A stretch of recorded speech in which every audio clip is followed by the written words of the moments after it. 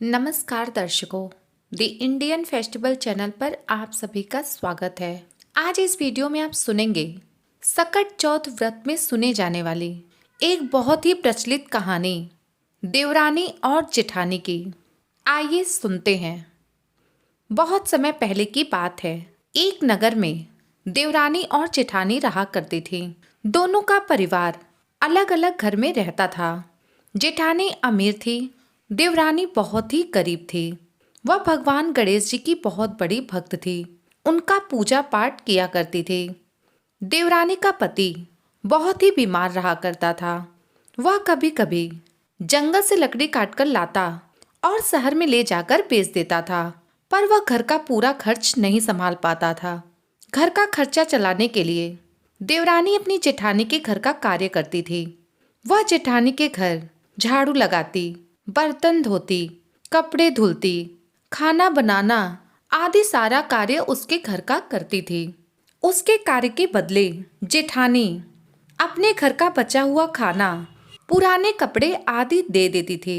इसी से देवरानी का परिवार चल रहा था। इसी प्रकार समय बीतता गया।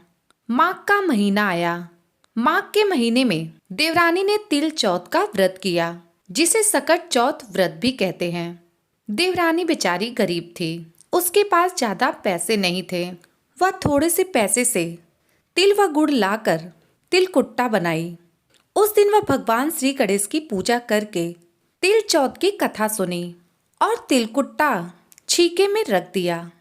चांद निकलने में अभी काफी समय बाकी था, इसलिए उसने सोचा चांद निकलने के बाद उसे अर्घ देकर ही कुछ खाएगी पिएगी। यह सब सोचकर वह अपनी जेठानी के यहाँ काम करने चली गई। वहाँ उसने रसोई में खाना बनाया। खाना बनाने के बाद देवरानी ने जेठानी के बच्चों को खाना खाने को कहा, तो जेठानी के बच्चों ने कहा, चाची, माँ आज व्रत है, वह अभी भी भूखी है। जब माँ खाएगी तो साथ में हम भी खा लेंगे। उसके बाद देवरानी ने अपने जेठ जी से खाना खाने को कहा, तो जेठ जी ने भी खाना खाने से मना कर दिया। वह बोले, मैं अकेला नहीं खाऊंगा। चांद निकलने के बाद सबके साथ मिल बैठकर खाना खाऊंगा। उसके बाद देवरानी ने अपनी जेठानी से कहा, दीदी, मैं अपने घर जा रही हूँ, इसलिए आप मुझे खाना दे दो। तब जेठानी ने देवरानी से कहा, देखो, आज तो किसी ने अभी तक खाना भी नहीं खाया। मैं तुम्हें अभी खाना कैसे दे दूं? तुम सुबह आना और बचा हुआ खाना आकर ले जाना। देवरानी यह सब सुन उदास हो गई और दुखी मन से अपने घर को चली गई। उधर देवरानी के घर पर पति और बच्चे यह आस लगाए बैठे थे कि आज तो त्योहार है, इसलिए कुछ अच्छा पकवान आदि खाने को मिलेगा। लेकिन जब उन्हें पता चला कि माँ कुछ भी खाना खाने को नहीं लाई, तो वो भूख की वजह से बहुत ही रोने लगे। यह सब देखकर देवरानी का पति बहुत ही क्रोधित हो गया और कहने लगा कि दिन भर काम करने के बाद भी तुम 2 रोटियां नहीं ला सकती। पति ने गुस्से में आकर अपनी पत्नी को कपड़े धोने के धोवन से पीटा। धोवन हाथ से छूट गया तो उसे पाटे से मारा। वह बेचारी भगवान गणेश जी को याद करते हुए रोते रोते पानी पीकर सो गई। उस दिन भगवान गणेश देवरानी के सपने में आए और कहने लगे, धोने मारी, पाटे मारी, सो रही है या जाग रही है? उसने बोला, न सो रही हूँ न जाग रही हूँ, कहो क्या है? गणेश भगवान बोले, भूख लगी है, कुछ खाने को दे दो। देवरानी गणेश जी से कहती है, क्या दूं?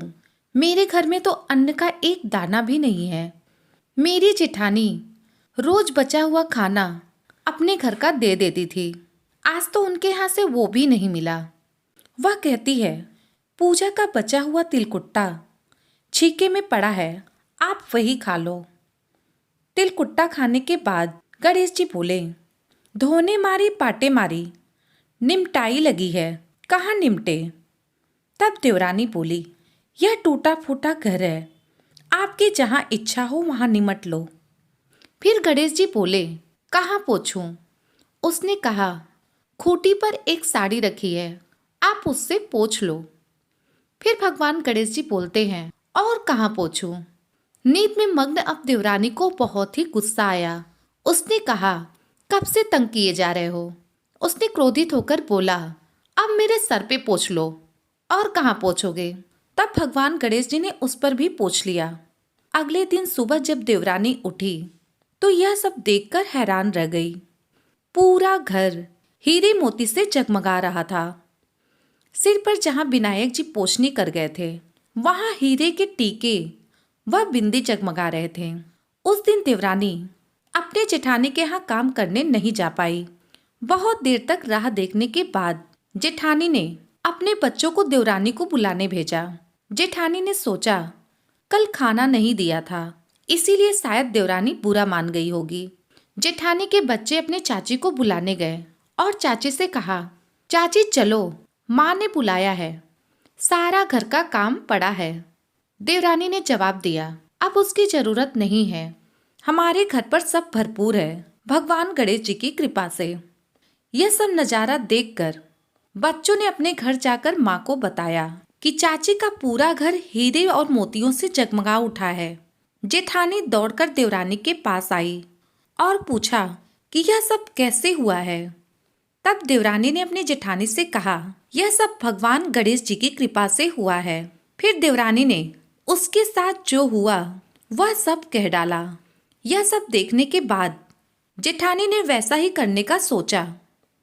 उसने भी सकट चौथ के दिन तिलकुटा बनाया और अपने पति से कहा कि आप मुझे धोने और पाटे से मारो। तब उसका पति बोला कि तुम्हें क्या हुआ है?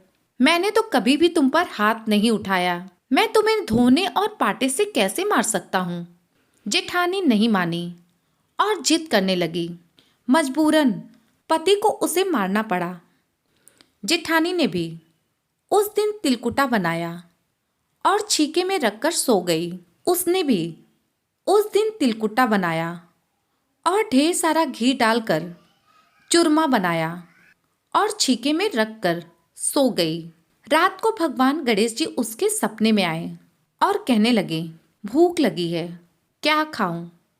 जेठानी कहती है, हे गणेश जी, मेरी देवरानी के यहाँ तो आपने सूखा तिलकुट्टा खाया था, मैंने तो आपके लिए चूरमे का लड्डू और तिलकुट्टा बनाया है, साथ ही फल और मेवे भी रखे हैं, आप जो चाहें वो खा लीजिए।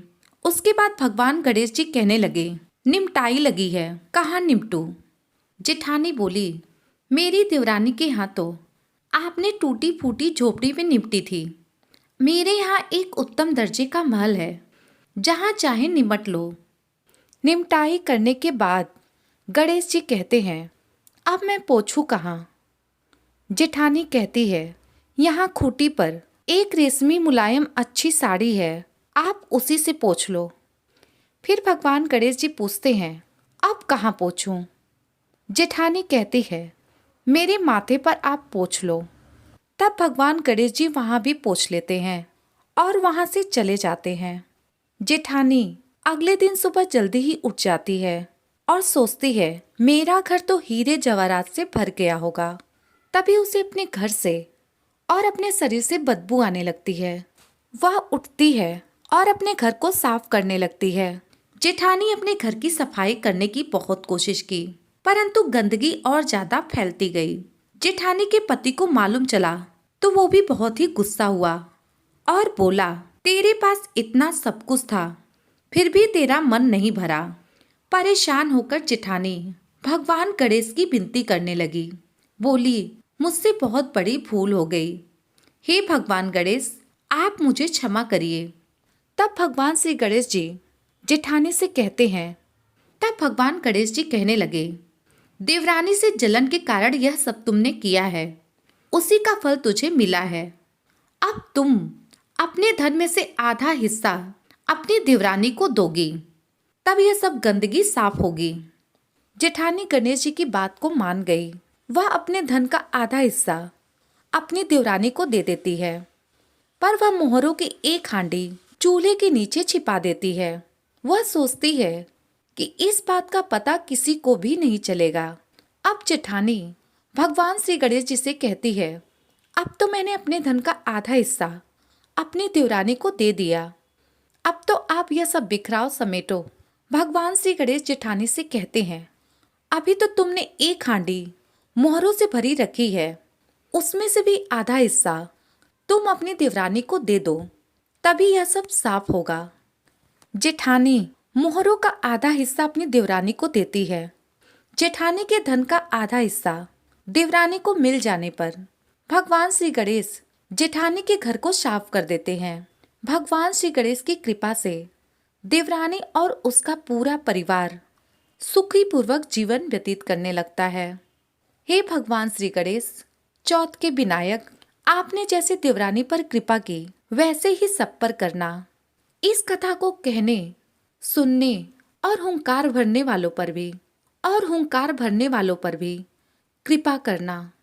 बोलो गणेश भगवान की जय। दर्शकों, यह थी सकट चौथ व्रत के दिन सुने जाने वाली भगवान गणेश जी की पौराणिक कथा। वीडियो पसंद आई हो तो वीडियो को लाइक करें, शेयर करें। ऐसी ही वीडियो देखने के लिए इस चैनल को सब्सक्राइब करें। धन्यवाद।